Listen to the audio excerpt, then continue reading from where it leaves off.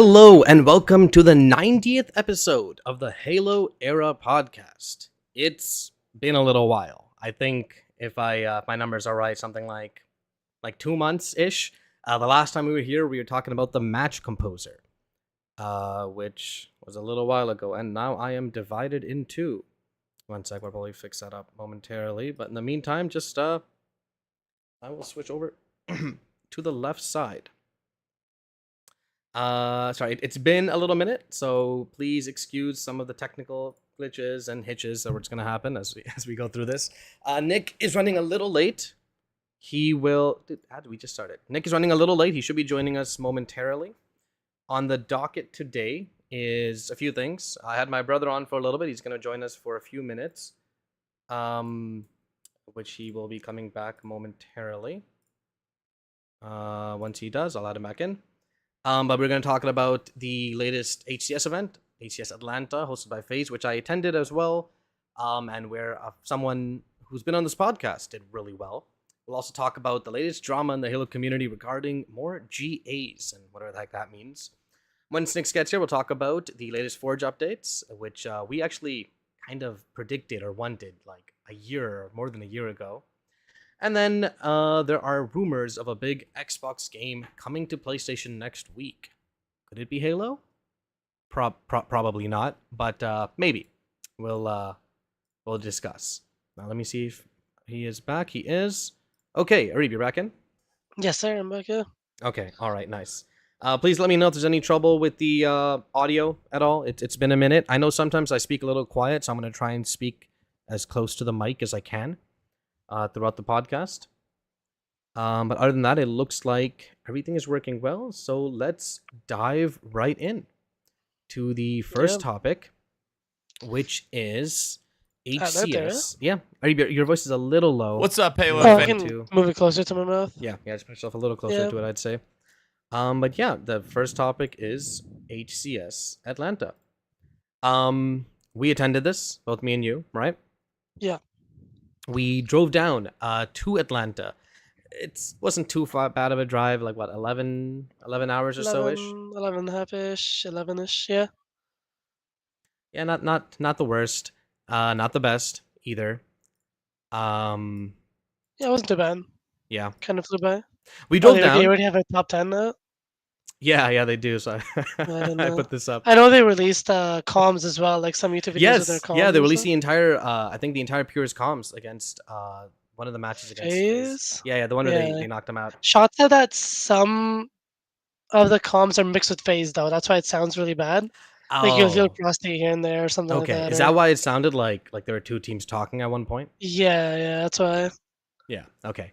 But yeah, HCS Atlanta, it was kind of a little different. Instead of like a big warehouse, it was in a basketball stadium. It was on like the ground floor of it, which is kind of cool. You had like proper chairs for anyone watching. And it was, I think, a really big event for us, and for Arib especially, is because an old teammate of his, It's the Last Shot, who was actually on one of the You Had Me in Halo podcast episodes when he won FFA Worlds back in November 2023. Well, we're almost a year out from that. That's October, sorry. Oh my god, yeah, that's even, wow, that's crazy. Well, he joined the team. In fact, if anyone's watching, it's a bit of the old native red roster. Who knows? I'm not sure how much of the people watching know HCS, but that's the team. They didn't really have an org. They were not expected to do too well, and they did very well. They're probably expected top 8, top 6, probably. Yeah. Their last event, they got top 8. So people are probably similar.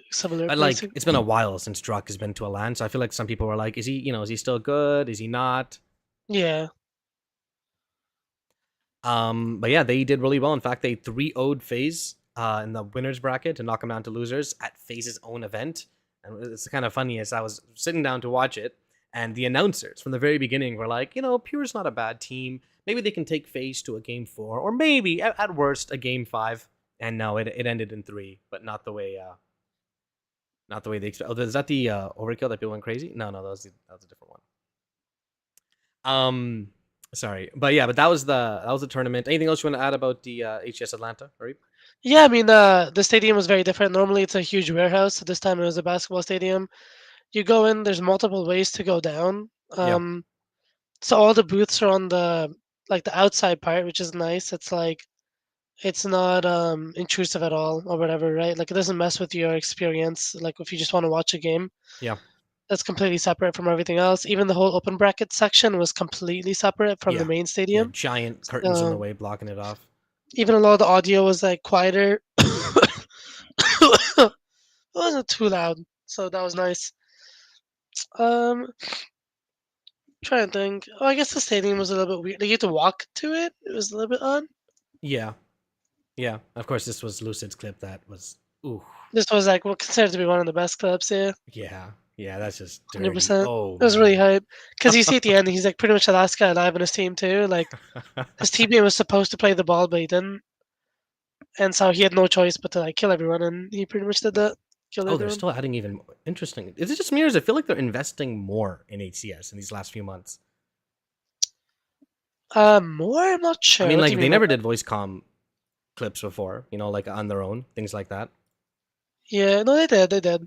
Did they? They would Okay. release them on YouTube. Yeah, Okay. All right. All right. but Um. yeah, I like the intros and stuff. That's really cool. Yeah.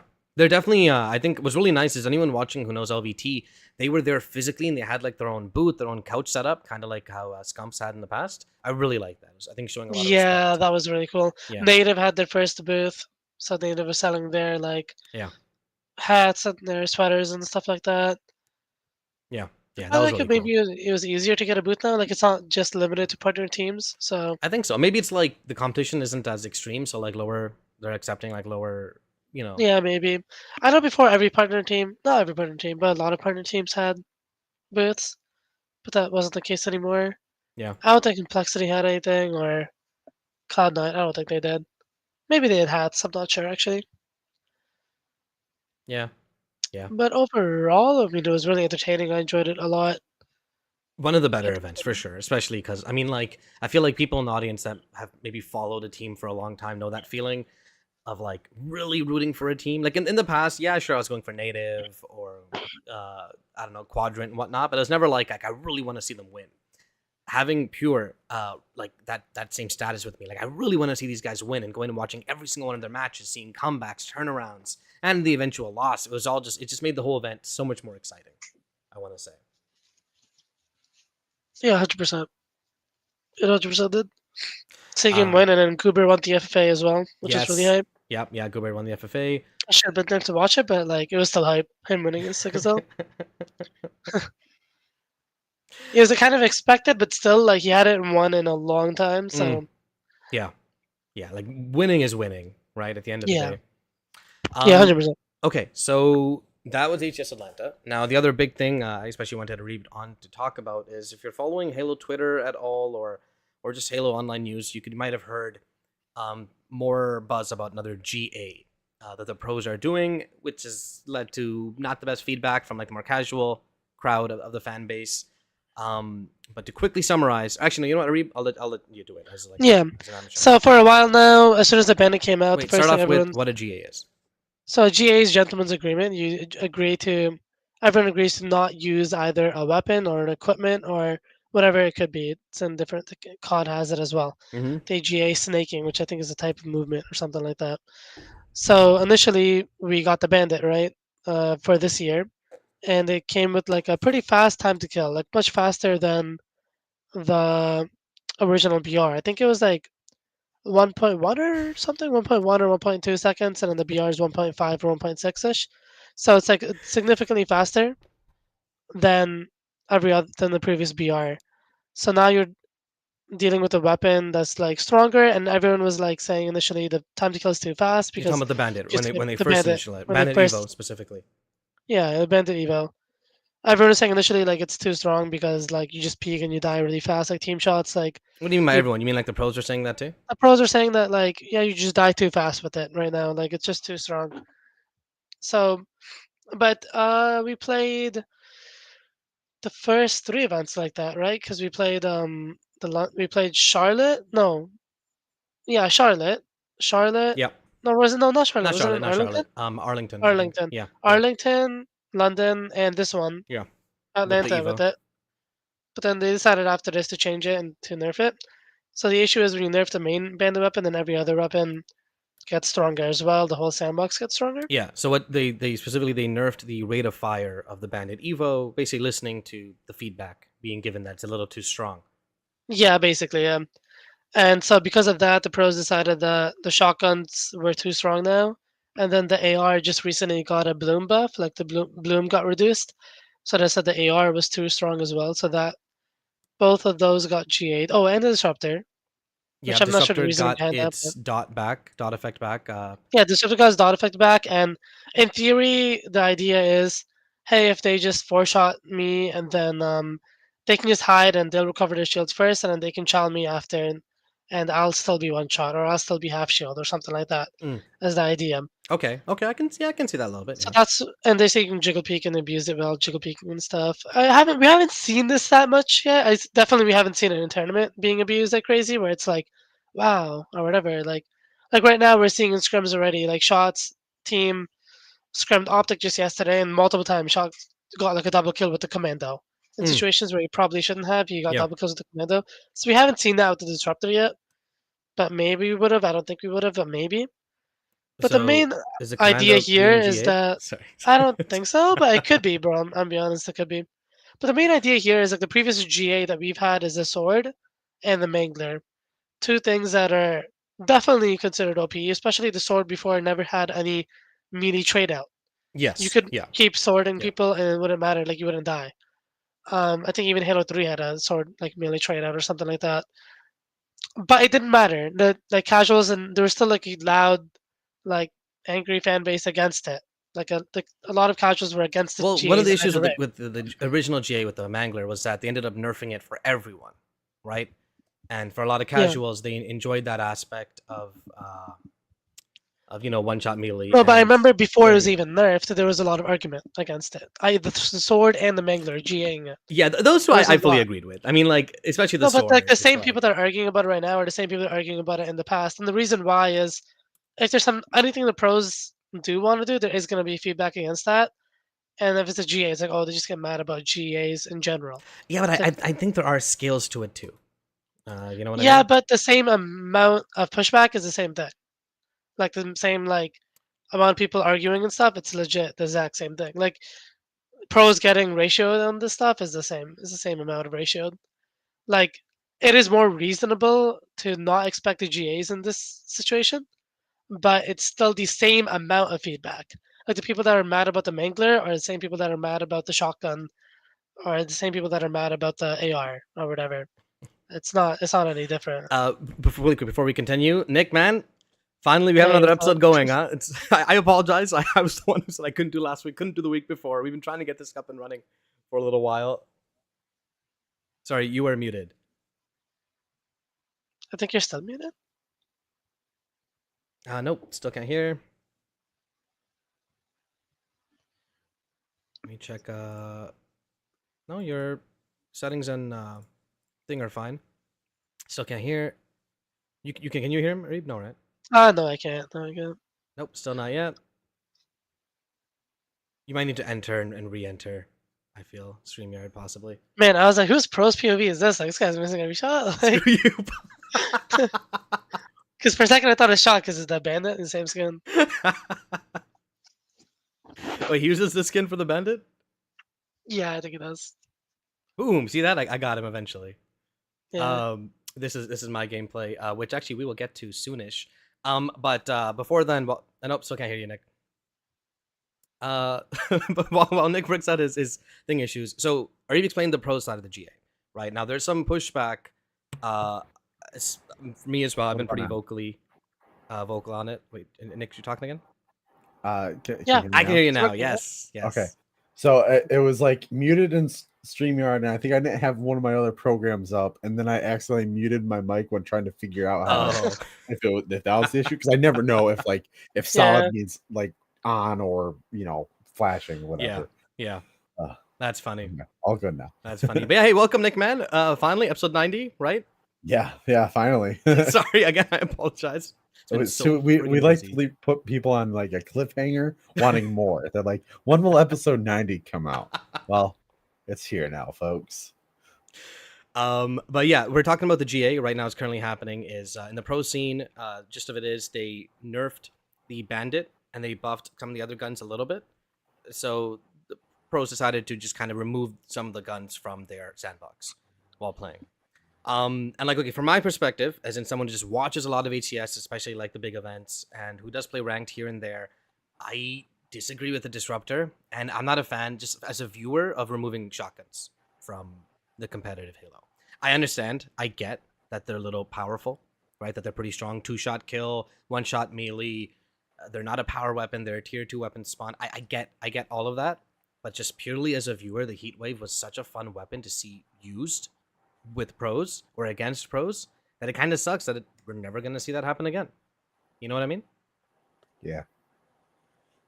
I with HCS or the pro playlist and stuff, I think many astute viewers know by now that I am a very casual player.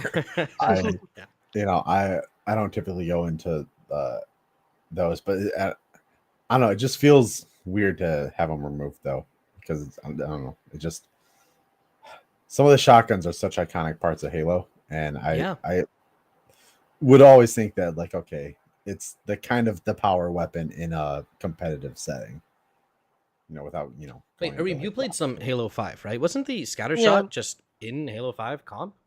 Yeah, it most of was. it? Yeah, Squash Shot was, but it was 4 bullets or 5 Hmm. or 5 bullets or something like that. Yeah. Oof, that was a bad exchange. One of my issues is, like, I feel like at this point with Tashi and so much in charge and with changes we've seen happen quickly, I feel like they should have, assuming they didn't, spoken with the HCS team themselves first. I before definitely just agree with that. deciding, boom, we're just gonna immediately GA this in the next event. Like maybe instantly they nerf the shotgun to 4 bullets, right? Or they nerf the heat wave to 6 bullets or something, like, just to keep it there so it's still usable, so it's still something happening. Yeah, Yeah. and I agree with that. I think like the general viewpoint is always, if it's there, like use it. And some pros do have this mentality as well. Like Ryan Yeah. has this mentality of like, whatever's there, just use it. Like you have to use whatever you can to win. And then other pros have the mentality of trying to make the game like more competitive or more like less cheesy in a way, where it's like, oh, you more make a mistake and skill-based. you're on spawn roll. You're getting rolled for like 2-3 spawn cycles in a row. Yeah. So Yeah. Like Yeah. keeping the BR on the heads kind of thing. like Yeah, like if they have a shotgun on streets, it's just like usually it'll take like they'll have to use the full ammo clip or something like that. Like chances are they kill you 2-3 times in a row spawn cycle most of the time. It's like hard to come back from that usually. Ugh, missing so many So I think shots. pros are trying to like negate situations of that happening. Of I get that, but I feel like, okay, Reeb, you're saying like a lot of the response to it are the same people that were against GAing like the sword or the Mangler OP, Mangler. right? Yeah, Well, I'll flip that's that. 100% true, by the way. I'll flip that and I'll say the reaction or the attitude of so many of the pros is like, this gun takes no skill. We get it out. Like, you guys don't know anything you're talking about. You don't play any. You know what I mean? Like the arrogance a lot of times the pros show online or in Twitter kind of also encourages this, like, why the hell is anyone listening to these guys? Right? Yeah, no, I agree. Like, It should have been heavily hinted, like, or heavily, like, there should have been a case made. Like, right? Like, you have a good point where it's like, there's a thin line between, like, you need to entertain the yeah, like viewers it's as at well, the end right? of the day, it's a Whereas viewer sport, right? It's it not is, something you play exactly, yeah. yourself. So it should have been something that, like, they should have brought up and discussed with their viewers as well, trying to get everyone involved. Yeah. And it should have been, Yeah. like, a case was brought up. Because 100% Bulldog doesn't require skill. That's Yeah. not even, like, a talk. 100%. A Like, bulldog, there's I a fully skill- understand.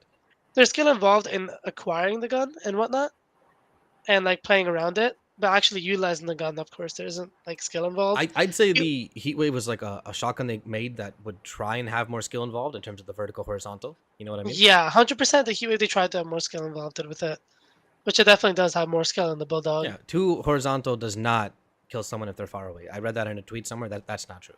You need to be close to land the 2 horizontal for the kill. Yeah. 100%. So I think what is another issue of it, like they should have, like I don't know, if pros would have brought up another issue of it being inconsistent. where it's like even on Dan, you'll see blanks with the heat wave. Like Yeah, even Shaw mentioned to me, like, man, I got like a story blank with a guy who was one shot with the heat wave. yeah. Like, I think I remember seeing and that. remember seeing like Yeah, I got a blank as well in FFA. yeah, Remember I was trying to yeah, come back with the heat wave. yeah. That's another thing that sucks is that it's inconsistent even on land. It's inconsistent. I see. Yeah, that's a fair That's point. another Yeah. point that they should have brought up. Like it should have been something that they brought up on Twitter as like a case, so not like a wow, I look, it's think so that's one of OP, it's a big deal. you're right. That's one of like the things that rub people the wrong way. Where literally, Nick, how this happened is just APG, who plays for Native, streams for a bit saying, "Hey, we decided this is banned, this is banned, this is banned," and then Bound, who plays for SSG, just quote tweets that saying it's Disruptor 2, and boom, that's it. And now suddenly it's Yeah. just accepted. Hey, these 4 guns are no longer, you can't pick them up if you're playing Wow, competitive. that doesn't seem right. It was Uh, pretty what abrupt is for sure. and what does GA mean? Gentleman's Uh, agreement. Gentleman's Sorry. agreement. Oh, Yeah. okay. Because I was like, that could be so many different things. Yeah. I was like- I mean, Okay. Halo's not new to GAs, and a now lot it of all them makes were sense. needed, Yeah. like fusion coils. I don't know who thought putting them on a competitive map was a good idea. Oh yeah, that was odd. I forgot about that For the era. viewer. Honestly, I feel like that might have been the straw that broke the camel's back, where Tasha's like, "I'm taking control. Okay, Sandbox team, get out of here. I'm taking control of the competitive maps. All right." Yeah, when they had a fusion coils, sure. Argyle had them, Pitt had them. Can't remember what other maps had them, but Yeah. maybe just those Yeah. two. Yeah. And at the end of the day, I mean, I feel like it's a viewer sport. There'll still be power weapons, which are still pretty Yeah. cheesy. I mean, shock is pretty easy to use. It's a one-shot kill. Like, there's definitely a balance. And what I hope Tashi and the team just kind of like maybe nerfs a few things or reduces ammo count to try and get the weapons at least back on field. You know? Yeah, for 100%. people. I think if they go a little bit more towards like catering to the viewer perspective, I think they might be able to draw a little bit more people in and maybe make the competitive a little bit more entry friendly for Yeah. other people. But the 'cause then, the issue with that, Nick, is that the pros, like all the high teams, the top 424 or 30 teams, whatever, just won't use the guns. Yeah. Well, I mean, then No, and that ends up hurting the Oh, viewing so experience too. You know what I mean? Because it's Yeah. like, oh, these I- are our players. They're not using the heat wave. What the heck? I guess those, to put it bluntly, that I guess they might just need to grow up. I fully agree. I mean, I watch an it's esport like- where they literally make a massive patch change in the middle of a tournament, which is really stupid. I fully agree. But players just got to suck it up and deal with it, and it makes it really exciting as a viewer, right? Yeah, because it's like you are there to like without the viewer, they have no money. They have no. No, you but know, we're career, acting as anything if this like will hurt viewer experience, though. We're assuming this. that. Yeah, it's all Yes. assumptions and stuff. But I mean, Uh, but yeah, esports and stuff is fundamentally they bank off of the viewership. yes, 100%. Unfortunately, and that's honestly what drove a lot of the development for Halo Infinite is like trying to cater a lot more to the esports audience because they wanted people to like watch the game on Twitch and stuff and not really focus too much on having people play it, but having people like watch it, which to me I think was the wrong direction. It's just kind of seems weird. Why would you want more people to try to watch your game? And granted that does bring in people to play it, but if you make a fun game for everyone, people are But, gonna. I mean, look in But hindsight, that's a Nick, whole nother thing. the only one of the major things keeping Halo Infinite still around, people talking about it, is the esports side. At this point, 3 years in, you know what I Yeah. mean? So, like Yeah, in but- that hindsight, they made the right decision. But But is that because they Screw the went pooch and everything more else? yeah, do they screw the pooch on trying to go the whole esports route, and that's the only reason why it's staying around because they focused on that. Whereas, like, if they would have focused more on the casual gamers experience, then they would have maybe have a lot more a bigger audience. Like, for Yeah. example, Forge. We talked about this before. Mhm. Forge released Yeah. late. Yep. And even kind of unfinished or released in a beta state. Yeah. It's like if you would have had that right off the gate, then I think you would have hooked a lot more people Yeah, for 100%. longer. Yeah. And now it's like kind of dying out. And because they went the whole MLG route or pro route, they The reason I'd push all you back have there a now. little bit is that pros didn't, the competitive side didn't get maps either. You know what I mean? Yes. Like the casual side didn't, the competitive side didn't, but the competitive side stayed because they're okay with playing just a few maps because they consider it competitive. Yeah. You know what I mean? While the casual side Yeah. needs that constant new maps, new weapons, new vehicles, everything. Yeah, and and that's I think what helped them there. But it also in the development cycle and stuff, the Halo Infinite was, and it's been talked about before on the internet and stuff, and revealed that there was a little bit of development hell. Oh yeah, Some like a lot of leadership changes and stuff like that we reported on before. Uh, a lot of that hurt the and COVID didn't help either. So a lot of that kind of helped stifle some of the progress. And it's like, you know, there's a whole bunch of factors with this things, but sometimes it comes down to the what the initial goal and drive at this the direction of leadership at the studio is pushing. And when I was there, a lot of it was for going more trying to make it more like esports side. Yeah, that's fair. Yeah. Comp focused. Yeah. So that's the current drama. There's also some drama happening on the HCS side regarding certain players. It's kind of fun stuff. You can look it up in your free time. Oh yeah, that whole stuff. Yeah. It's I would say like it would like even with the Mangler, they kind of announced that hey, we're gonna try scrimming with the Mangler and stuff like that, and like it was pretty known that hey, You're pros right. are scrimming with the Mangler now. You're saying it was more of a gradual thing. Yeah, it was more of a like hey, we're trying it in scrims first. Like if they had said hey, we're gonna try scrimming without the shoddy, this and that, like see how it goes first. And like that would have been better, 100%. It really, I think one of the reasons why this time hit as hard as it did is because it's like it first off, and I think I don't know who I was looking to, but it was someone saying that they randomly nerfed the bandit for some reason, and it's like no, stop, you and everyone else was asking for that bandit nerf. That was a universal request. They listened to you guys. You can't now claim responsibility. Oh, why'd they nerf it? No. Yeah. That was you guys and us, admittedly, and it was a good nerf. The rate of fire feels a lot smoother now. Well, one thing I do want to mention though is like people act as if this pertains to them. This doesn't even pertain to me. This honestly only pertains to the top 16, the pool play teams. And even if the top 16 play against the top 24 team, and the top 24 team says, "Hey, we're not going to GA it," they're going to be like, "Oh, okay, fine, we'll use it." You can't really do much thing about that, right? Yeah, it's like whatever. Like they'll be like whatever. Or even in matchmaking, someone picks up the shotgun. Like shot was using the AR. You know, supposing like somebody else picked up the AR, so shots using the AR too. Funny. Like but you know what it is, Reeb? I think cares. people are worried about the slippery slope, especially as a developer. Say you're working on Halo Infinite and you're doing like the balancing, blah blah blah, and it's like, okay, if I add a new gun in, are they just gonna not use it? Yeah, 100%. You know, that's probably why they never even thought about adding that double pump, whatever they were thinking about adding. Well, that would never have been in ranked, anyways. I feel. Yeah, true. No, like I think people do act as if it pertains to them because I was playing like a Slayer game. Yeah. And right now I'm still like D5, D6 on Slayer, and like people are just running by the shotgun, not picking it up. Are you serious? I was like, damn, I guess I'm not supposed to pick it up either. Like I'm trying to use it. Like.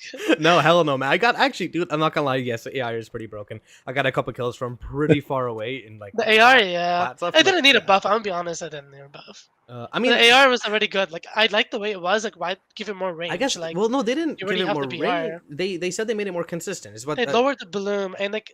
In a way that increases the range. I know, yeah. I'm not sure if that was an intended effect. Because when you read the blog post, it's like, we want to make it more consistent with where it's supposed to shoot. Yeah, we're supposed to shoot, yeah. But like, even in like normal quick play gameplay, you technically don't need to switch off the VR. Yeah, you don't. Not anymore. No. Not anymore. The AR is really strong. It is. It's always been kind of strong in Halo Infinite, in my opinion. Yes. This is probably the always strongest been 100%. I'd say. Yeah, now they just made it stronger, yeah. Other than maybe CE. CE AR is pretty powerful. Not really. Yeah, but see, the pistol that made everything the pistol's so strong that like pistol made everything useless. But the AR kind of had to be strong because there wasn't many weapons. Yeah, so, that's true. That's true. And it flashbang your screen. Like yeah. At this point, I just hope they're speaking with Tachi, speaking with people, and kind of like, hey, we still want you to use the heat wave in the tournament because it's cool, it's there in the map. Boom, let's reduce the ammo count or something. I hope that's. I know it's like giving the pros what they want, but just as a viewer, I feel like I know these guys, they're not gonna pick up the heat wave anyways. Unless they do this, They're not gonna pick the heat wave unless it gets modified for sure. Yeah. Disruptor, I think they could convince them to use it, especially because they're using Commando. Like Disruptor is not that strong. I don't know why it got GA. I've talked to a lot of people and they're like, I don't understand the Disruptor GA. Yeah. I still don't get it. That just sounds like I don't know. I got killed by a Disruptor recently. I was playing, and I got the kill first though. You know what I mean? Like yeah, exactly. It's a trade gun, really. Yeah. It really is just a trade gun. Though really quick, speaking of. I was gonna say I was gonna say, you know what's disrupting the internet right now? Our new game, Console Wars. Bro, it's Oh, so hype, man. dang, good transition, good transition. And you are right, man. I wish I had like it here physically to show, but I don't yet. But yeah, okay. So for anyone watching, I mean, if you're watching this, chances are you've seen the main podcast. But here at XboxEra, we launched a Kickstarter for a physical card game. Sorry, the reason I'm talking slowly is because I was getting it up on the screen. Yeah, Woo. so I'll get up. Yeah, we have been developing a new card game. You can see here on the screen that we're playing the teaser trailer of it. But it's Console Wars. Everyone knows it. It's been a part of the culture for ever since consoles had a competitor. So it's just kind of a fun way for you to kind of bring that to your family table and battle against each other. Make the best console, Win. Make the best see. platform win. It's not it's not a trading card game. I know some people had some confusions there, like, oh, are we collecting franchises, things like that. No, it's not a trading card game. It's more like Exploding Kittens kind of thing, where it's like a deck of cards and you play a game and then you pack it back up. I haven't played it yet. I'm actually going to play it on stream this weekend, hopefully, if my flight goes okay. But I'm really looking forward to it because I always like fun kinda and like one like so catered to us. You know what I mean? Yeah. Where can I find that, by the way, that video? Which one? The teaser, the trailer you showed? I just YouTube Console Wars, the card game. Oh, okay. This is up on Game Trailer's website, actually, not even ours. Oh, okay. Yeah, and I think the card game is now backed. Yes. But we could always if you still want to back it, you can go to one of the levels. There's different expansions or DLCs as we're calling them. And so you can get the base game or one of these different DLC packs. And obviously at different levels. But by backing it now, it helps make sure that even though we reached our goal, sometimes things come up, like sometimes weird shipping, costs just randomly inflate. So so the more people we still have back it, even though it is already reached its goal, the better. Yeah, and actually we have a few. John rearranged the stretch goals, to the point where I really wanted to get 400% because that affects me. Was it 400%? Yeah, 400%. Because at 400%, they gave every Console Warrior edition a gaming mat. That'd be really cool. Oh, that's sweet. Yeah, I don't know if it'll A gaming mat? like a mouse? like a mat. Do you see that? That's okay. Yeah, That's so cool. That's sweet. Yeah, that'd be really fun. Do you know how much it is right now? 400%. So that's okay. So that's if we go 400% past our goal. Yes. Okay. So right now it's at 115%. It's been we're in like that period of the Kickstarter where it's like no one's backing, right? Because it's like in between the beginning and the end. Yeah. Okay. So there you go. The more people that back, which is basically at this point just buying the card game ahead of time. Yeah, I mean it's nice thing. It's not an expensive Kickstarter. It's like a $20 card game. Shipping can add up, but yeah, we learned that lesson when we lost like 10 grand on the book because of shipping post COVID. Holy crap! But we learn these things now, so yeah, exactly. But yeah, I was just I have to head out. Yeah, I was gonna say really quick before we move to the next topic. I want to talk about this for a sec. Oh, the controller? The controller. Ooh. This is something Arib gave me, actually. And if anyone watching my gameplay, even though I'm missing half my shots still, before I was missing even more. Okay. And you notice he's at the top of the scoreboard, and not usually the case. I'm never on the top of the scoreboard. You had like 8 kills, your teammates had 2, 0, and 1 or something like. Where can I get an aimbot controller? You see me get an overkill in the beginning of this match? Yeah, I saw that. It was such a pathetic overkill when I watched the replay. But when while I was playing, I'm like, oh my god, come to me. But basically, this is the GameSir something. G7 SE. GameSir G7 SE. GameSir G7 SE. It's a wired controller, and I'm playing on the Xbox on my TV, so not like the most ideal setup. But immediately, compared to my previous controller, which is just whatever normal Xbox controller with some pretty heavy stick drift, I noticed like night and day almost in terms of my aiming, in terms of how it feels, in terms of how much it sticks to people. Triggers feel nice. Got paddles in the back that I haven't set up yet. I'm probably gonna do switch grenades and what else do you do to paddles usually? Ari? I mean, I claw, but if you don't claw, reload and stuff like that. Oh, reload with Reload, paddle? sprint, Oh, that's maybe. I don't know. interesting. Switch weapons, maybe. Switch weapons. No, I was gonna do switch grenades because I always and ping. I'm gonna do switch grenades and ping. Yeah, That's what I do. Yeah. Yeah, that's probably what I do. But for anyone who really plays the game, plays it seriously, and wants to get better, controller makes a really big difference. Just saying. Well, it's 1,000 hertz polling rate. That's the main thing, right? Your default controller is a 125 hertz polling rate. So this controller is just like that. It's as fast as your mouse and stuff, like a gaming mouse. I think cool. a lot of new controllers lately this year, they're going to release a lot of faster ones. I think, Really? man, Xbox is releasing a new controller. Like their next Elite version, whatever. No, not No? yet. I want the Deadpool Oh, controller. okay. They have a limited edition like blue see-through controller coming out, but they haven't announced the Elite Series 3 yet. Ooh, A that'd new be one yet? cool. I mean, I that'd be always cool. loved the transparent controllers and Yeah. stuff. Like Yeah. back in like the 360 days, those were like all the rage. And Yeah. especially like what they came with, LEDs or lights and stuff. It just looks so cool. Or even going back further, the original like Duke controllers and stuff. For their. but yeah, okay, Reed, man. Reed's got to go. Yeah. I have scrims or whatever. He's got scrims for the game. Thanks very much, man, for joining us in, especially as we were waiting for Nick in the beginning. That's great, Yep, and much because I appreciated. don't actually have a setup for one person, so that really helped me out. Yeah. And you guys gotta talk about the Halo TV show stuff Yep, later that too, is man. next on the Yeah, docket. that's the only thing I regret missing, but whatever. Oh yeah, Yeah. it's okay. We can All talk right, about that next I'll time. keep your stream open. All right. Okay, all right. Sounds See you good. guys. Have a good See day. ya. Have a good one, man. Okay, yeah. So like you said, the Halo show, that getting canceled, man. Halo I- show. I'm actually a little bit surprised, considering we know obviously the Halo community wasn't the biggest fans of the show. Oh yeah. But on Paramount and stuff, it was one of their best shows. So it's like it is surprising, and I think watching if you watched our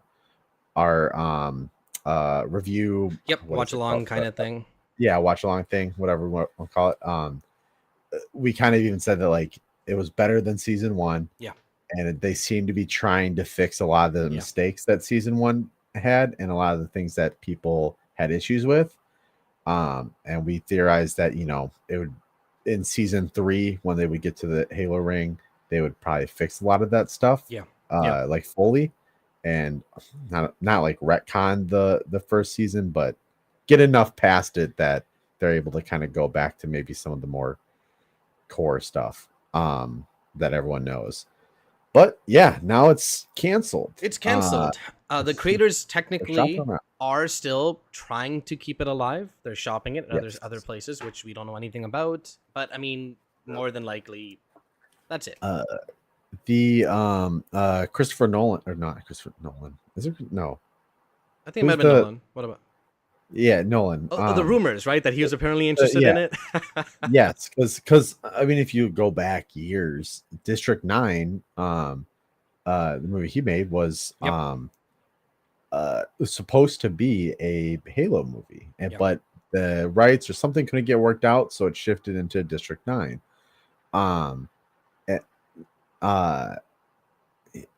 Yeah, I don't know the names. I feel like the names. I don't know. Anyways, the Nolan. There's so many Nolans. I think it was Christopher Nolan, but it was just a kind of a rumor. It wasn't like confirmed or like Yeah. 100%.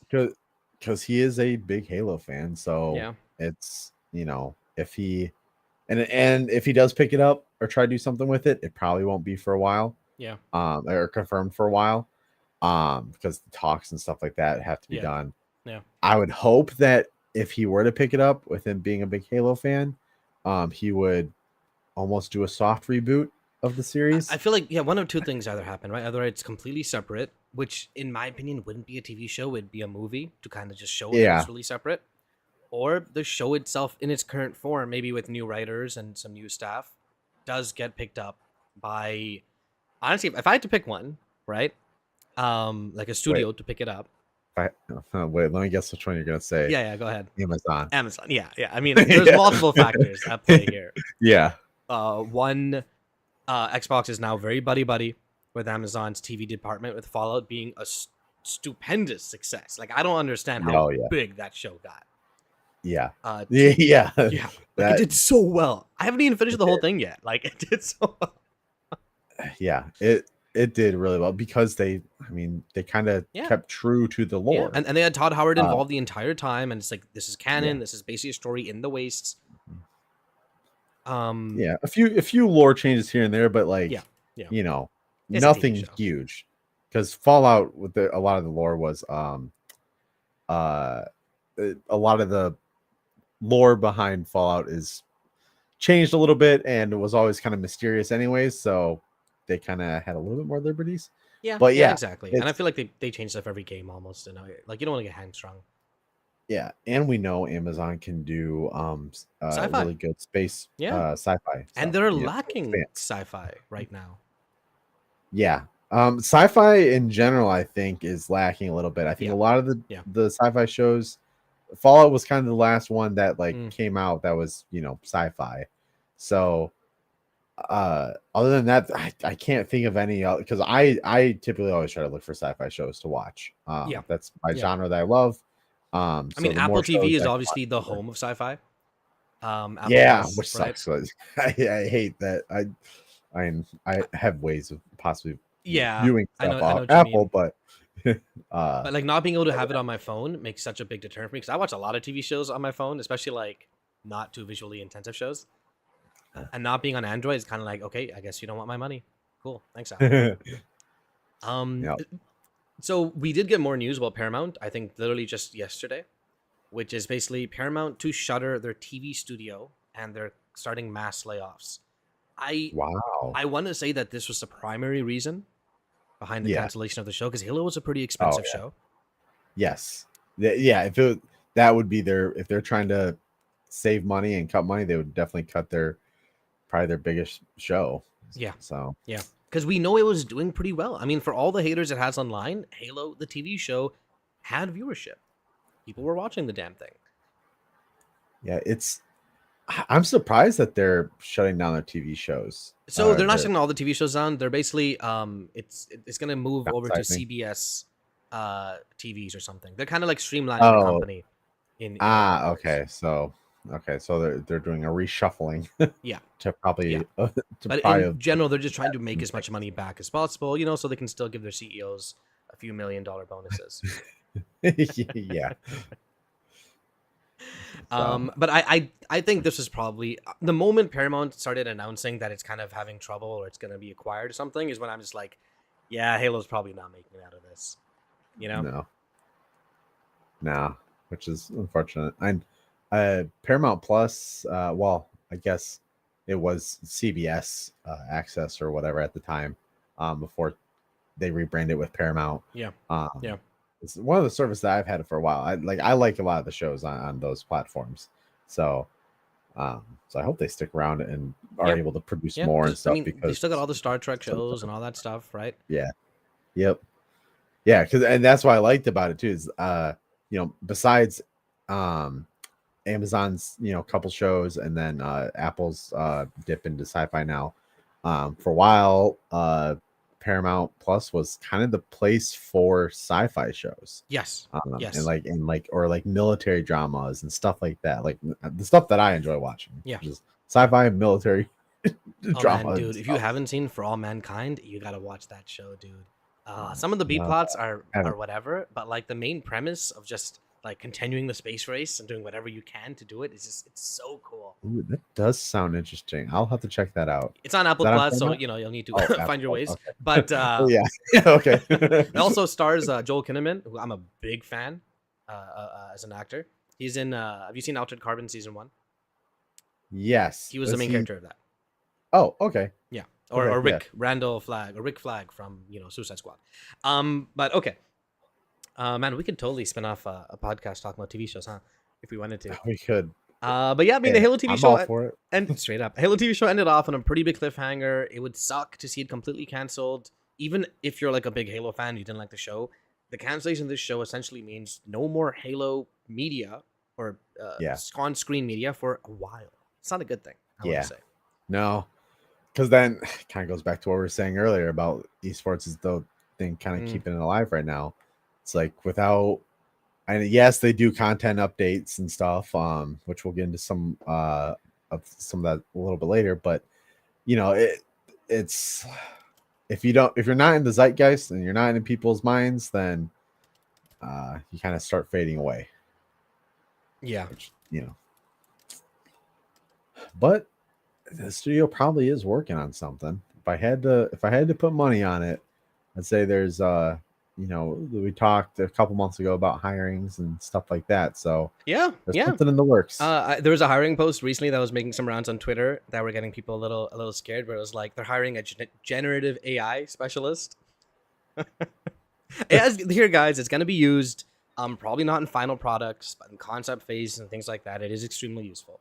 Like, it's going to be used. All right. Yeah.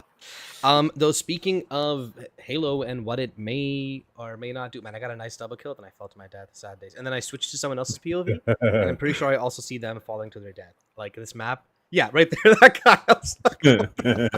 Yeah, this map is yeah. killer for. I did not play the rig much in Halo 5. Well, actually, I did a little bit, but I was watching. I forgot that it was made in Forge. I was just like, the rig and stuff. It's like they added that. We'll get to Forge. I was real confused. But before that, there's currently rumors. It's very topical. Literally like an hour or two ago, there's rumors on Era and other places. Reset Era, from Nate and Shinobi saying that another Xbox game, a big Xbox game, is coming to PlayStation, announced next week. The moment I heard that, I'm like, Halo, please, Halo, like give some life to Halo Infinite, right? Like right now, the game can make a lot of money.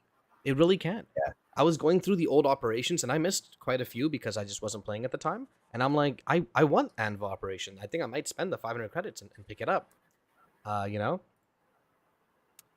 Yeah, I'm such a diehard, Xbox fan and stuff like that. It's weird, right?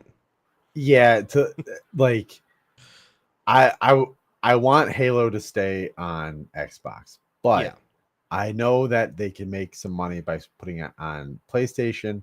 And when you and honestly, when I play like Apex or it's mainly Apex with that has crossplay, and I see that someone has an underscore in their name because it's a PlayStation name, and I like kill them or something, then it's like, it makes me feel better because I'm like, Yeah, I know what you mean. Yeah.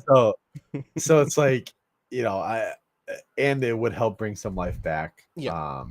And it would give money to 343. I mean, like, there's a lot of things to buy in Halo, and it has some of the best customization in a game, period, I want to say, let alone like a Halo series, But to burst the bubble of anyone listening and my own bubble, it's not Halo. It's not indie. At least I'm pretty sure it's not indie.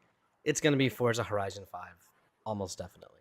Oh, that makes sense. Yeah. That because the competitor of Forza is I think Gran Turismo. Yeah, though I don't think there's any real competitor to Horizon. Well, yeah, that's what I was also gonna say. Is like it's not really a competitor, because like Forza just blows it out of the water every time. So them it's surprising actually that they would be putting it on there because it is a console seller. It is. Yeah. Especially in certain countries where like Xbox might not do too hot. But at the same time, the game's been out for like 3 years now. If they release it and then they don't release the next Forza Horizon day one, I could see that as like hey, buy an Xbox to get the sequel. Yeah. I mean, I'm all for if if companies and stuff have their like the core games that you associate with that console, like going to another console or something like a year after. Yes, I'm okay with that too. Like but not stuff like what they did with Call of Duty. That's why I hate PlayStation. Is You mean like when the they whole do timed that- crap? Yeah, Yeah. yeah. When they do that bullshit, I just Yeah.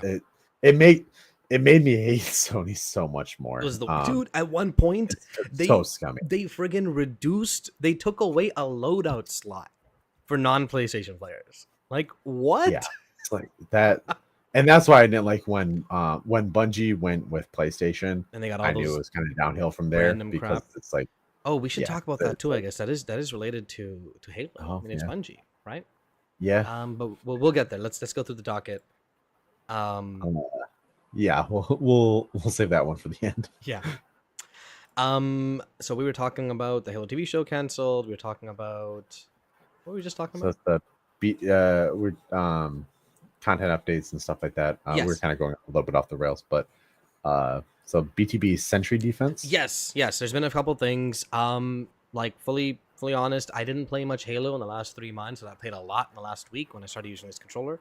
So I did played a little bit of Big Team Battle Sentry Defense. It was essentially a Big Team Battle mode, but both sides had a sentry, and the goal was to basically kill the sentry. You do damage to it, you reduce their score. I think if you kill enemies, you also reduce score. It's almost like the you explaining it kind of reminds me of the old Dominion stuff from Halo 4. Maybe it's based off something like where- that. Where it's like, I mean, in Dominion was like, you get the capture point or whatever, and then as you hold it longer, more defenses come up. And then you have to fight those defenses and then take over the point. So I don't know, just kind of the sentry, I described it, just reminded me of that. It's obviously different, but could have been inspired. I Yeah, don't there's know. some gameplay I'll pop on screen of they gave it like a community play date, which is kind of cool. I think this was the map they're playing on was a map I remember testing with John or for John at one point. It's so interesting how Forge has just become kind of like this like locked on part of the game, Yeah. with it. But yeah, as you can see in the thing, there's a giant enemy sentinel. It is again really cool that you can put boss. Oh, okay. That is actually pretty sweet. Yeah. Okay. And the score on the bottom is railing you through the wall. yeah. I don't know. I guess it's still pretty strong, man. But like you can defend your sentry, you can attack the enemy sentry. I only played like 1 or 2 matches. I didn't really get a chance to really dive into it. I didn't know that they added this one in. I missed that. So this can be fun. Yeah, I haven't played a whole lot of Halo in the past few months either. Yeah. I've just been I played it a little bit yesterday. But recently I've also got into World of Warships. That Ooh, old game. interesting. It's- Dang, that's an Yeah, old but- game. A couple of my friends have started playing it or were playing it for a while, and I was like, you know what? Always wanted it, so I got into it. Yeah, give it a shot. I might get into a different WoW later this month. We'll see. But yeah. So this came out. It was also, I think, a like a test playlist, what they do first before they Yeah. make things permanent or not. Yeah, because then they can do like changes and stuff like that. It's nice that they do that, so that way they can at least get some better feedback on stuff. And then I want to say one of the biggest updates to Forge yet, and something that we were kind of hoping, right? We talked about it a little while ago, which was music, campaign music. They actually got it. They put it into Forge. Apparently, the Wow. same tools that they had themselves when they made the campaign. Yeah, so a lot of the engine, when making Forge, the hurdle was because artists wanted to use some of the Forge tools and stuff because it was kind of easier to do things. So they were starting to get developed hand in hand, and a lot of the things that we wanted to do in Forge, there's some technical limitations of how do we translate like what the artists are using, like their tools, into what is happening in Forge. So, and there's there's just a few like weird engine things that fortunately made things a little bit more difficult to get certain things in. But it's cool that they finally have music and stuff in. Yeah. Sorry, there's a video I'm putting just to kind of show it in action a little bit. It's from a YouTuber called Toast E478, something like that. Yeah, they added music, they added ways, and it's like kind of dynamic also. It'll be like heroic action music 1 or heroic action music too, and it'll like shuffle through various tracks. Okay. So they're like there's always some variety when you play. But like playing some of the campaign levels people made, which are already really good, the biggest thing missing for me was always just like the music, the hype. Like when things Yeah. things get hectic, hunters pop up, and then music picks up. Yeah, because you could already, like before this, you could already put sounds in to like have them Yeah. happen when things happened, or triggers and stuff. Like I use some for some of my Stargate prefabs to like get the dialing sequence and stuff like that. So it's like it was there. So it is surprising that it took so long for the music tracks to make. I was worried that they wouldn't just because of licensing issues, but no, it seems like they maybe that's what it is. But then again, they're putting it in their own game. Yes, so. Exactly. So it's like it's already there. It's in the game, in the license. So yeah. Alongside the music, they also added in I think like 1,000+ voice lines of Jeff Seitzer, including some that are just not used in game, like some of the sillier ones they recorded and just weren't used anywhere in Halo Infinite. That's nice.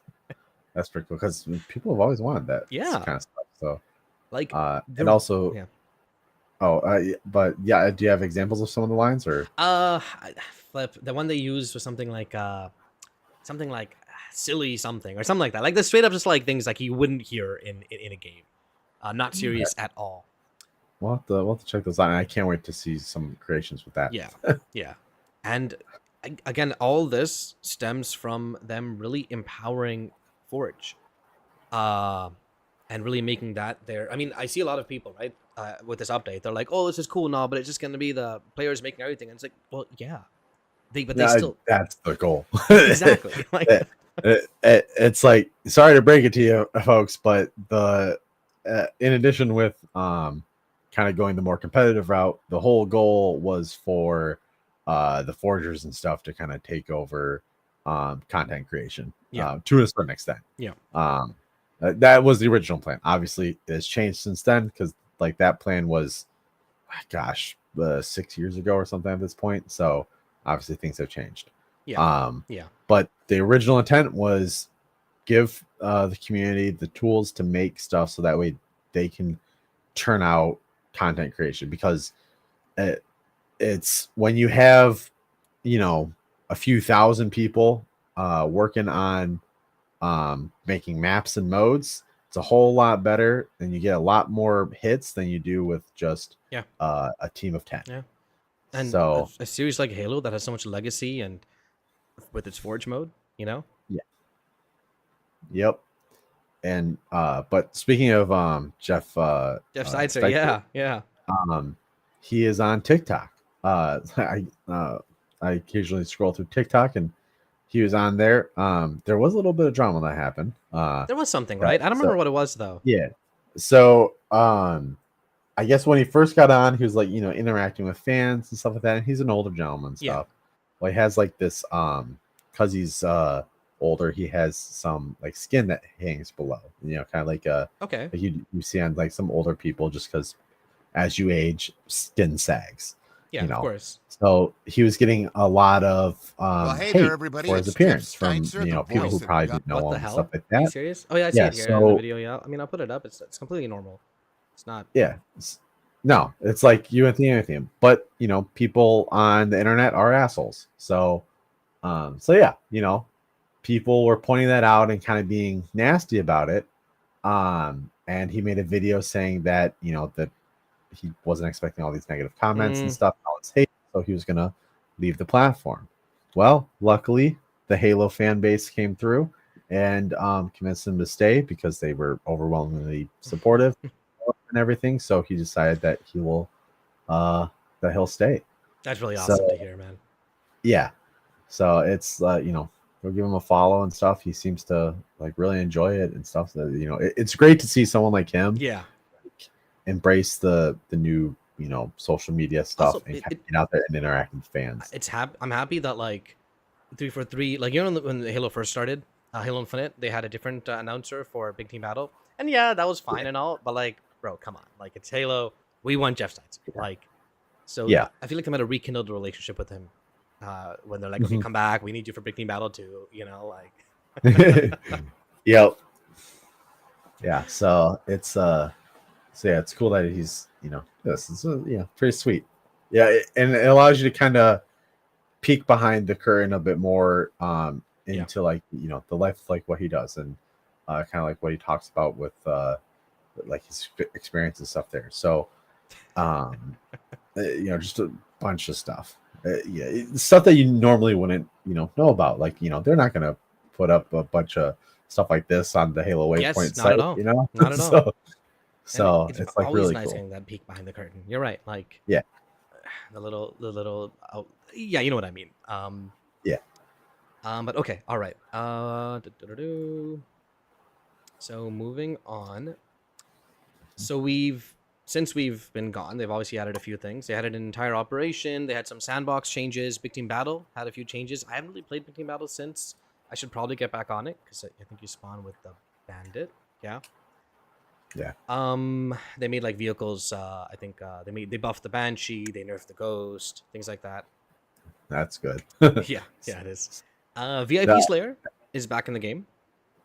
I played a little bit of that yesterday. Yeah. That was pretty fun. Definitely a little bit different, I think, than Classic, because I think the last time VIP was in was like what, Halo 3 or something? Did they have it in 4? I don't remember it in 5. I barely remember.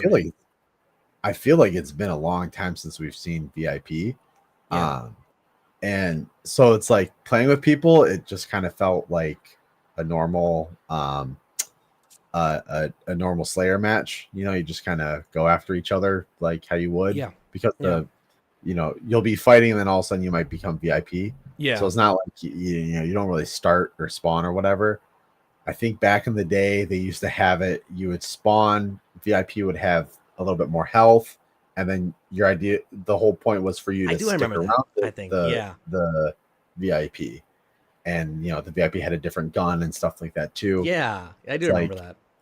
Yeah, so I kind of would like to see that come back, but maybe with Forge and stuff like that, maybe we might see a more classic version. Especially that piece in. One thing I was surprised was I started playing VIP and like my AI had different voice lines, and I was like, oh damn, I guess this is like an official game mode in that sense, right? Mm-hmm. Also, Lumu is the best AI by far.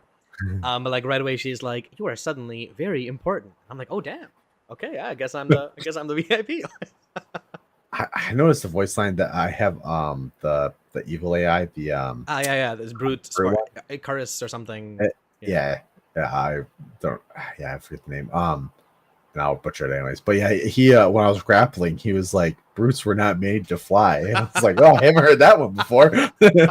So no, man, like again, it's going back to the old topic. This is why I want the game to come to PlayStation, because it is genuinely a really good game in its current state. Even its biggest issue really is the lack of players. Yeah, this is when I get the I didn't get the second kill, the assault rifle. Still GA it. Sorry. A VIP Slayer, it's kind of fun because it adds like a little bit of a different strategy element to the game compared to normal Slayer. Yeah, because you then go and are like, hey, well, I have to focus on this person now in order to get the points. Yeah, and stuff. So yeah, it does make it a bit more dynamic to the Slayer setting. Yeah, exactly. Just it's a little bit more, and that's nice. That's all. Okay, how did that? Okay, good. I was gonna say, how did that needler not kill the guy? But really quick in chat, Angelo asked when does Soul head over? Pretty soon, actually. Within 24 hours. My flight leaves from Detroit at like 8:00 p.m. tomorrow.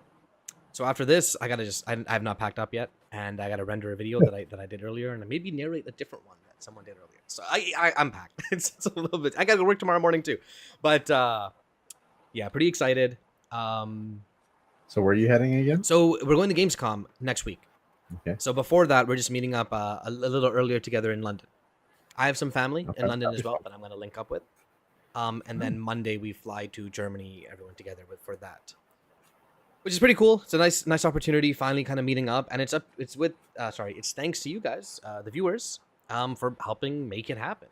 Like I think they raised in their stream something like £5,600 to make this trip possible, because Nick is flying from Australia and it's apparently like a 25-hour flight or something. Yeah, it is. I think he's still in the airplane right now, actually. But yeah, that is gonna happen this weekend. Keep an eye out on the channel. Moving on. Did you ever find that fan made Halo game? You said you Yeah, saw? so I didn't find it. I was gonna look again, but I got caught up with stuff. So Yeah. but on TikTok once again, I had a video come across, and I did a little bit of digging at the time, but it seems like there is a Halo or a fan made Halo game. There's a few of them out there. Yes. But this one is a flood game that is a horror game, so which makes sense. Yeah. I know I had an idea for a Yeah. flood horror game years ago. Pretty sure a lot of people have, because it's just Yeah. I mean, it makes sense, right? Yeah, especially if you played Halo 2 and Halo 1. Yes, Like, yeah. you know, those are basically horror games. So but yeah, I think it takes place with I think you're a Marine, Okay. and you're trying to, I think you're on one of the rings or something. I think it's something along those lines. I kind of forget. I was trying to find more on it, and there wasn't a whole lot of videos on TikTok about it. And obviously, if you try to search up some stuff like internet, it's just, you know. Yes, you of just course. go down Yeah. Okay. that TikTok hole. search is the worst search in existence, for one. Yeah. So that doesn't help. Like- Yeah. Yeah. And then I didn't get a chance to look at it on YouTube or anything like that, or Yeah. Twitter. But Yeah. it's probably out there. There's probably a few of them out there. But yeah, that was really all that. Yep. You know, it'd be interesting to see more of Definitely. it. I think it was made in Unreal, so the one video though, I have to mention it. The one video I was watching of it, the guy was like, it's made it Unreal. It looks so much better than Halo Infinite. And I'm just like, okay. I'm like, slow your roll there, dude. Yeah. It's like, I mean, things Halo can look Infinite better than- looks pretty good. Yeah, like things in Unreal 5 can look better as like demos, but when you make the full-fledged game that's got to run in a 2013 box, let's see. All right, let's see. Yeah. But okay. Other than that, there's another operation that just started a week ago or so. Operation Fleetcom, I think it is, and it has the much anticipated. God damn it! Which helmet was it? Security? Maybe security. I don't know. I thought you were going to talk about the Ghost of Reach. Oh yes, haunted helmet did make a return, which Yeah. was a really big deal for a lot of people. Mm-hmm. Costs a lot of money, but Costs a not as lot of much money. Spartan coins. Yes. Definitely go the Spartan coin route. Yes, especially as like I haven't spent anything Spartan coins, anything else. And if you buy the battle, like the operations, you'll get like 15,000 Spartan points by just completing them. But yeah, the haunted helmet's back. Normally, I think this was originally an award in Halo Reach. Correct me if I'm wrong, for making it a certain rank or something, or what was it? It was a no, I think it was if you worked at the studio. No, that was Blue. Oh gosh, it was one of them. I think it might have been Blue Flames, and then I think Blue Flames was if you worked at the studio or were killed by someone that had it or something like that. Yeah, and then I think the helmet was if you worked there, I thought. Or it was like the ultimate, like you made it all the way kind of thing. I can't remember. It's been so long. But I know it was one of those two. Yeah. But I kind of wish they would have made it a visor though. Like, and so that way you can just apply it to any kind of thing. Is it a helmet? It's not a visor? It's an actual helmet. It's not a visor, which sucks because it's like, oh, I would have loved to put that on. Yeah. You know, my Spartan. So that would have been so much better. So yeah, no, for sure. Oh, we got Austin in the chat. Hey, Austin, how's it going, man? Hope things are going well, man. Hey. Yeah, Blue Flames was just Bungie. Skull helmet was the last helmet. Okay. I knew it was something along those lines, but can't remember. Thank you.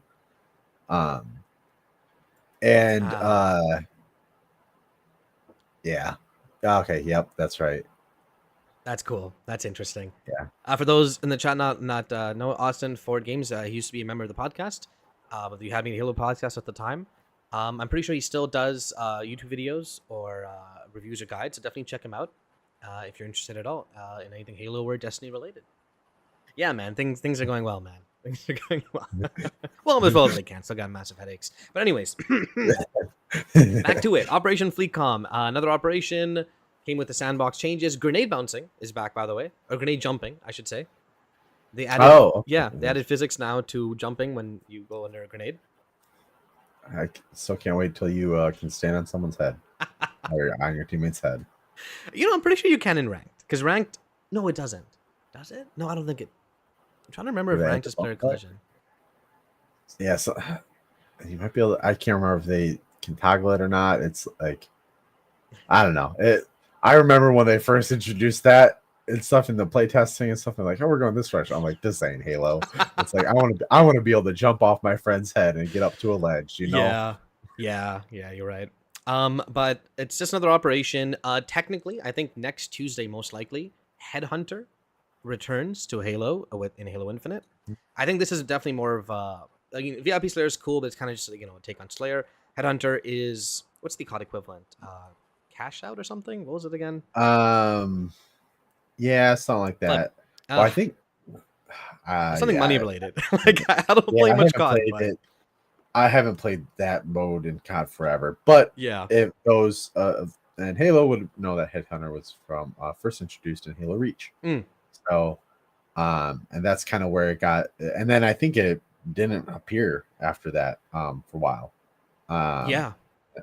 Or no, there was I think there's some forged versions of it that people were able to do in 4 or 5.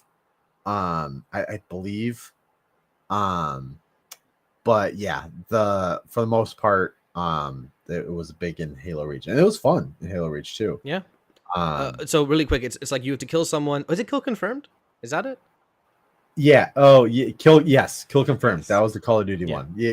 They would drop dog tags. Yes. Sorry, that's what it is. I'm thinking of. I know one of the games they drop money. I don't know which game it was. Maybe a different COD or something. Probably. Yeah. Who knows? I don't know. Money for the loot boxes. But you have to kill someone. You have to go to their body and collect what they have. Then you have to return it somewhere. Was it or? Yeah. Typically, you return it to a zone, almost like a capture the flag kind of thing. So you would essentially confirm your kill with the skulls, or your buddies can steal the skulls from you, and then you return it to a zone. And yeah, that's the basis of the game.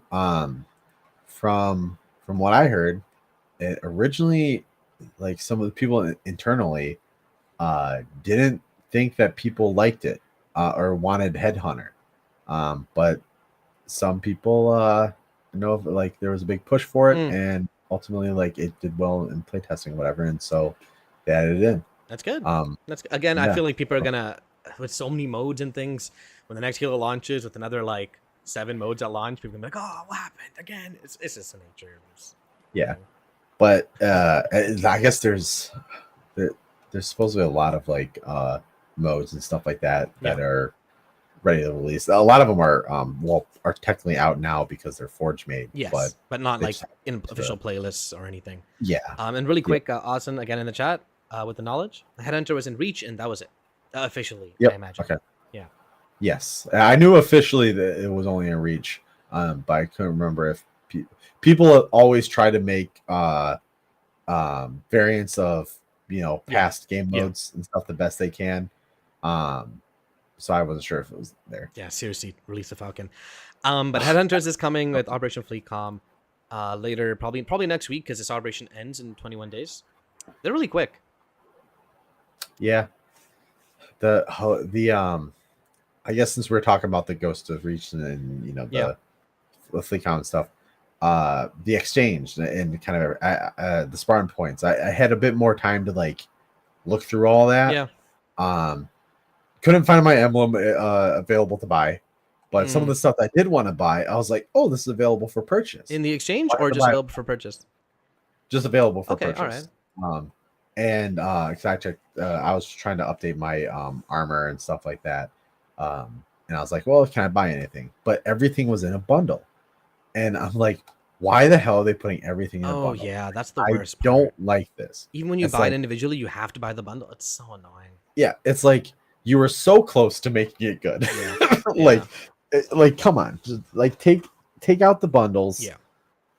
Because like I just want this armor coating. Or I wonder if that's like a UI limitation or something, man. Because like initially the plan was to sell only things in bundles, because the selling team said it's got to be bundles. It's got to be a lot of money. that's probably what it is. Just like, hey, you want this one thing, pay us, the $10 instead of $2. Yeah. And it's like, well, no, I would rather pay you $2 over, and buy 10 different items for like, $20 that I want. When's the last time you tried, Nick, to buy the item individually? Was it recent or yesterday? yesterday? Okay, yeah, no. I think also some they did like deep bundle some stuff, but other things were still right on stream. I don't think my Halo Infinite is updated on my PC. Unless it's possible too that maybe I just didn't know how to buy this stuff individually. I don't know. No, but when you go to buy it, it probably took you to the bundle page, right? Yeah, in the and then store. I would try clicking on it again, and all I saw was buy the bundle option. So, I think in the exchange you might be able to buy stuff individually, but when you just in your armor cores and looking through all that stuff, and someone says like available to buy, Yeah. I would hit it, and then it would take me to the bundle screen, and then I guess if the option to buy it individually was there, it wasn't easily viewable. Yeah. Or easy to find. They do need more UI work for sure, especially with the custom games, not the course selector, game selector, whatever. Yeah. Yes. Yeah. The MCC system that they threw in of being able to select modes and maps. Kevin in the chat says it's not Forza per Jez. No. Halo Infinite Hope still there. You heard it here, folks. Well, you heard it from Kevin in the chat, but then you heard it from us. Yeah. You heard it from Kevin, who heard it from Jess. Yeah, no, the UI still needs a lot of work. I want to believe that the current Halo Infinite team isn't the same team that's like, we got to bundle everything, so it's all $2,000. You got to spend $20. You know what I mean? So it makes me think it might be a UI issue. Yeah, because they told us before that the reason why some of the coatings have to appear all there is because it's a UI thing, which is weird. Yeah. But okay, that we're approaching 90 minutes. That was the. Let me see if anything else I'm missing on the thing. That's Operation Fleetcom. There's another operation coming, which I believe they already announced. Yeah, it's called Champions, which will cover from I think early September to mid October. And I think we'll cover both of the last HCS events of the year. We have another event September 6th in Salt Lake City, Utah, which I might go to. I have like $225 in Spirit currency that I got to spend. But like hotels are expensive and things are expensive. I'm already traveling a lot. It's kind of like, but I've never been to Salt Lake, so maybe, but I don't know. And then Worlds is in Seattle again in October. One thing, Nick, I'm going to do is I'm going to try and push for maybe us to go as a group as like HaloEra or just XboxEra to Worlds, because that would be the event to go to. That would be cool. You know what I mean? Yes. Yeah. Well, especially for the HaloEra podcast and stuff here, like that'd be pretty big. We did not talk about the Halo 2 20th anniversary armor core. Is that a thing? Is that leaked? No, I thought they stopped the armor cores essentially. They did stop armor cores. Interesting. He's saying it's currently a leak. Yeah. Maybe you know what? It might be like you know how they have the kit for the Halo CE Master Chief. Yeah. It makes sense, I guess, to do another one for it. Yes. In fact, now that I think about it, why didn't they already do it? Probably be a kit. Yeah. Oh, but that reminds me and stuff. I think it was a leak or something too. Halo ODST remaster. So I thought I saw people were talking about that. Yes, I do think people were talking about that. Or was it just like my Twitter feed lit up with like, do you want another ODST game and things like that? Yeah. I thought I saw that was confirmed, but who knows nowadays? People can just throw it's confirmed onto an image and people will believe it. So so I don't know.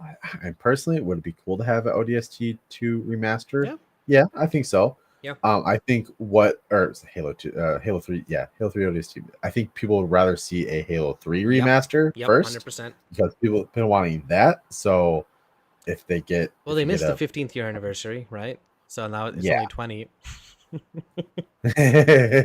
Yeah, Which starting out. admittedly is only 3 years away, right? 2007. Yeah, Yeah, 2027. yeah, Yeah, we can do it. they could You do know, that for maybe sure. maybe that's what Certain Affinity is working on. Yeah.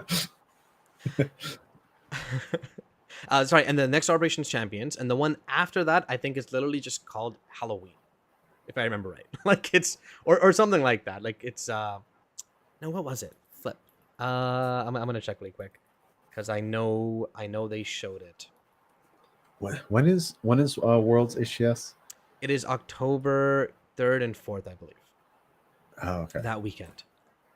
It's coming up. These last few events have kind of been like really back to back. Yeah. Gosh, I don't, man, that it feels like it's gonna be around the corner. I Yeah. feel like it should be in like November. Yeah, it really should be November. But I guess speaking of HCS and Worlds, a lot of people assumed that this was going to be the last year of HCS. I think Yeah, I every was single talking Halo about that. game, just 3 years usually. Usually because I think another Halo game releases within those 3 years. But Yeah.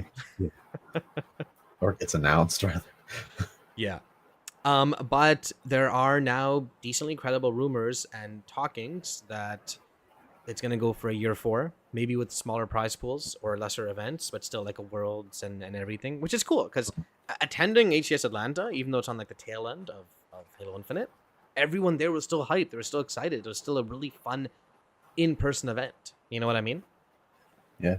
Maybe that it gives more credence to the fact that, you know, they are trying to go more esports focused with Halo, with Halo Infinite. So them going for year 4 doesn't seem as surprising now though. One sec. I got a picture. Oh, sorry, just oh, that looks nice.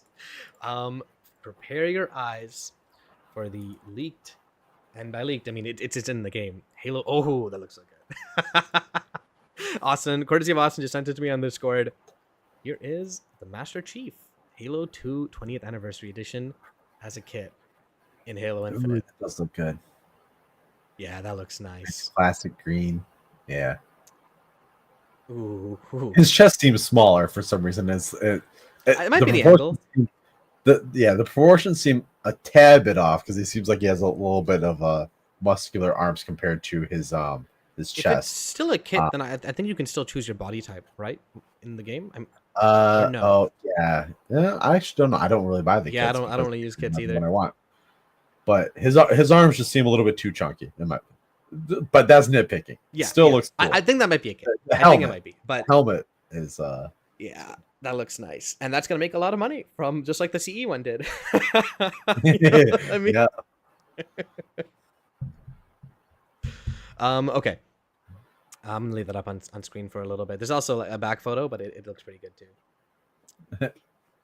The cheeks, show the cheeks. Oh yeah. Boom. Got you. Look at those cheeks. Wait, so I wonder if you can like see it in game right now. Maybe if like you go to whatever settings, they'll probably announce that soon. Straight up, Austin. Okay. There's definitely more to talk about, but we got to leave some stuff for coming episodes. I think 90 minutes is a good amount to go live. I thought we What else do teased we something have? earlier and said that we would talk about it at the end, but now I forget what It was the Bungie news. Oh, I yes. I do want to talk about it, but I don't know enough like factually exactly. This happened. You know what I mean? Because I've still only seen like touches of it because Yeah. I haven't really been on Twitter too much. Yeah. I just seen a little bit of things here and there. Let's just go through the rundown of like what we know right now. I Okay. guess. Yeah. So Bungie, we know, has been having some issues. They had a really successful release with the final shape. Even though XboxEra's Jesse thought it was good, but not the greatest, most people reviewed it very highly. And I think even the post-launch people enjoyed the raids and whatnot. But again, the issue is I don't know the exact details of the financials. But I think just like a week or two ago, it came out that they were gonna. Okay, here I remember the blog post now. They Like essentially moved like 10% of their staff. I think they laid off around like 8 or 9% of their staff. And they shuffled things around. And Austin in the chat will definitely keep me keep me right here. But I'm pretty sure they shuffled a big part of their staff onto a separate studio, essentially, under PlayStation. And they still did commit, I believe, to Destiny and making Destiny content. And I think they name dropped Marathon 2. But Marathon 1 didn't even come out yet. I was like, what the heck are you talking about? Okay. Essentially, it's complicated. There was some drama happening with one of the higher ups, one of the execs in Bungie. Literally, I think spending $2.3 million on car auctions over the last year or two. That's not what you want to do with. Yep. And then so people were like, "What the heck is this?" He had to like make his Twitter private. Yep. Sorry. Oh, okay. Because I remember seeing on LinkedIn that like they were laying some people off because that's usually where I see some industry news like that now. Is like, hey, the studio's laying a bunch of people off, and then all like my industry buddies come on and be like, hey, our studio's hiring. Yeah. And actually, technically, 343 did do that. I think Sketch posted on Twitter, like, moment that news came out, hey, we're hiring. This is all our open positions. Yep. You just see a lot of that. It almost seems like doing that kind of stuff's like in poor taste, but it's like at the same time, it's also not in poor taste. Where it's like, hey, listen, you're out of work, come check us out. Yeah, it's like, hey, we know that the industry is has high turnover at studios and stuff. Like, we have openings. Like, come here. So, but yeah, I do think Destiny 2. I mean, it's a great game. Shooting is probably fantastic, but it does suffer from like that. Hey, essentially, you're coming back is only people that have already played it coming back. You know what I mean? And the new player experience is still really, really crappy. At least it was the last time I tried, which was I think a little bit before Lightfall. I don't know. I don't know what it is. I don't know why exactly. I haven't played Destiny in forever. Like especially the second one, I just haven't. Yeah, I don't know why. So Austin mentioned that. Yep. So they're sending them off to build a new studio. Something like 350 people left Bungie between the layoffs and the reshuffling. It was a good amount. That being said, I think the property is still, the IP is still Destiny. I mean, it's still huge. For reference, 350 people. So when Halo Infinite launched, the studio was at 400 people. Wow. Holy crap. So something around there. Dude, they had to be a lot beefier than that, man. They really did. Like, well, no, but I mean, they should have been. Sorry, is what I'm saying. Oh, yes. Yeah. Like, because I remember, because every once in a while I'll be like, hey, we're like, have this many people at the studio or all that and stuff. I remember that number finally hitting 343 at 343. Oh, that's funny. When I was there. So I know it was like around definitely, I don't think it got more than 500. I don't think when it launched. So yeah, 350 people. That's a lot of people for a studio. Yeah. I mean, and Bungie was working on multiple things, right? They had their Matter games, which I think may have been canceled internally. I'm not sure 100%.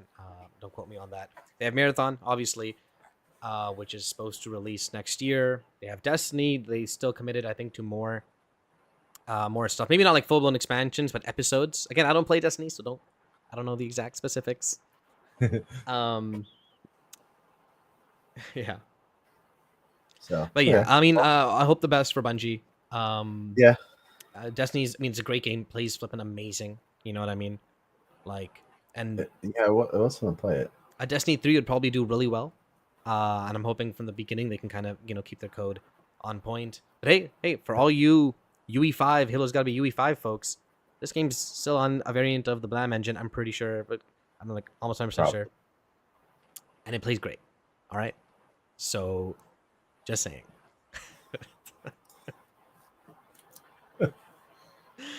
Okay. That probably wrap it up. Yeah. I think that's good.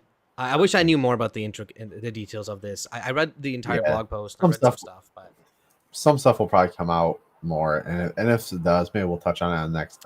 Because I mean, podcast. Love them or hate them, Bungie is still very much part of Halo history, and that means it falls under our purview. All right. Yep. We can talk about We it. make those graphs, so we can talk about it. Yeah, let's see. I agree with you. I want to go back to a regular cadence, ideally, because honestly, I kind of miss this. Just talking Halo, talking fun stuff. Our episodes are never really too long either, you know. Yeah. So we should be back not next week, but the week after, Mhm. Wednesday, same time. If the schedule works, I'll try and get a third person again, hopefully for the whole show this time, just because it's kind of nicer when there's more people having a dialogue. Yeah, and especially if it like we can work on trying to figure out that whole chemistry and stuff like that. too. Exactly. Yeah, today we were a little bit off because it's been like It's been a while. It's been a while. In fact, I had to change my OBS setup because the last time I used this one, it was an emergency. Holy crap! The main podcast, the original host is having issues with internet, so I had to quickly change everything and get hide all the HaloEra logos and stuff like that.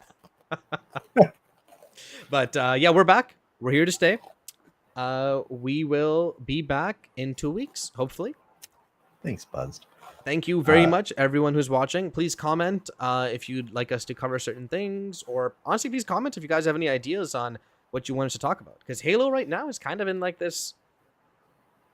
Yeah, it's kind of in a lull, so we can open up the podcast talking, about other things, lore, or specific game mode stuff, history, stuff like that. Like, let us know, and maybe we'll try to work some of that into the format. Yeah. Well, that's it for now. We'll see you guys in a couple weeks. Keep an eye on the channel for a special episode of the podcast of the main XboxEra podcast this weekend, which I think I'll be on. And then for a lot of Gamescom coverage, hopefully in the next couple of weeks. See you guys. Thanks very much for watching. Have a good one. See you.